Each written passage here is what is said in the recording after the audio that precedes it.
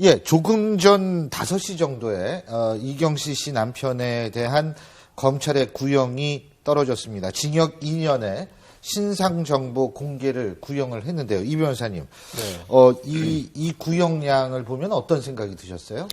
뭐 검찰의 구형은 제대로 적절하게 한 것 같습니다. 예. 강제추행 같은 경우에는 가벼울 경우에 벌금형이 나올 수도 있는데요. 예. 징역 2년의 신상정보 공개를 이제 구형한 것은 적절한 것으로 보이고, 근데 이제 검찰이 구형했다고 해서 법원이 다 그대로 인정하는 것은 그렇죠. 아니고 일반적으로는 거기서 이제 형량이 좀 깎이거든요. 예, 그래서 예. 제 생각에는 아마 징역 1년 정도 나올 것 같고요. 피해자가 합의가 되면 집행유예로 나올 수가 있지만 합의가 끝까지 안 될 경우에는 한 1년 정도 실형이 나올 수도 있습니다.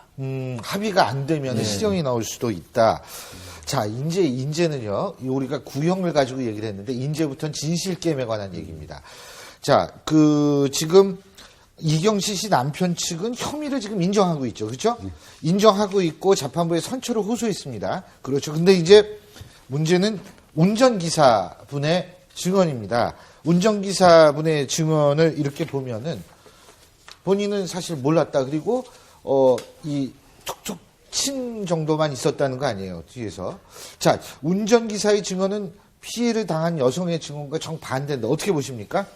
근데요, 저는 이경식 씨 남편 되시는 최 씨 그분이 법정에서는 일관되게 다 인정을 했거든요, 혐의를. 네. 인정을 했는데 왜 그렇게 어리석은 짓을 했는지 모르겠어요. 인정을 해놓고 왜 언론에 가서 반대되는 얘기를 해가지고 검찰에서 이번에 구형할 때도 그 얘기를 했어요. 예. 인정해놓고 나가가지고는 언론을 통해서 언론 플레이하면서 번복을 하고 이제 그런 부분들이 이제 어떤 죄질이 아주 안 좋게 보는 그런 상황이었던 게 아쉬운 부분이고요. 이제 뭐 운전기사분 입장에서는 고용된 사람이에요. 그래도 본인이 위증죄에 될 위험이 있잖아요.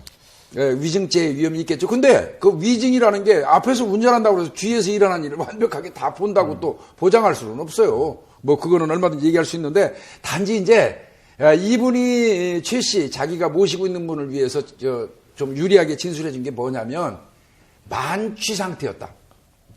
술이 많이 취한 만취 상태였고 평상시에는 여성을 태우지 않는 사람이다. 라는 정도로 얘기해가지고 이제 어떤 최 씨로 하여금 좀 술에 취한 어떤 우발적인 어떤 범행 이런 쪽으로 좀 이득을 주려고 하셨던 것 같은데 이게 뭐 구형에도 영향도 못 줬지만은요. 뭐 재판에서 큰 영향을 줄까 싶습니다. 근데 저는 이해를 못하는 게 분명히 강제추행을 했으면 피해자가 저항을 했었고요. 무슨가 말을 했을 거랍니다. 이러지 마세요. 분명히 크게 저항을 했고 또 그 피해자도 운전기사한테 도움을 요청했다고 아마 진술한 것 같은데 그 운전기사는 전혀 그런 사실이 없었다고 하면은 둘 중에 한 명은 거짓말하고 있다는 거거든요. 그래서 최 씨가 정말로 그 사실을 몰랐는지 운전에 집중해서 몰랐는지 정말 의문이고 정말 선서를 하면은 거짓말을 말하면 되지 않는데 거짓말 하면 안 되는데 정말 피해자가 그렇게까지 한 거라고 자신한테 구조를 요청했는데 그걸 몰랐다? 이게 선뜻 이해가 되지는 않습니다. 아니 근데 많이 거짓말했다라고 가정을 한다면 그 죄는 어떻게 되는 거예요? 위증죄가 돼서요. 우리 법원에서 위증죄는 아주 엄하게 처벌해서 그 죄질이 심할 경우 안 좋을 경우에는 실형이 나올 수도 있습니다.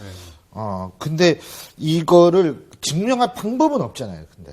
근데 이 성범죄라는 것은 결국에는 객관적인 증거가 없을 수가 있어요. 뭐 카메라로 찍어둔 것도 아니고 결국에는 피해자의 진술과 가해자의 진술 그리고 제3자의 진술 그거밖에 없는데 이 법원에서는 이 피해자의 진술을 어쨌든 신빙성이 있다고 본 거잖아요. 그러면 피해자의 진술과 상반되는 진술, 가해자의 진술과 증인의 진술을 거짓으로 보고 또 거짓말했기 때문에 위증죄로 처벌할 여지도 있는 거죠.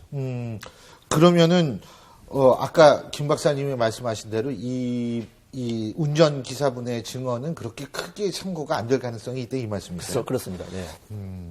근데 이제 이 재판이 이제 이제 구형을 했으니까 선고가 내리겠죠. 네. 근데 이제 이것이 그때까지 어떻게 될지는 그거는 좀 더 두고 봐야 될 것 같고요.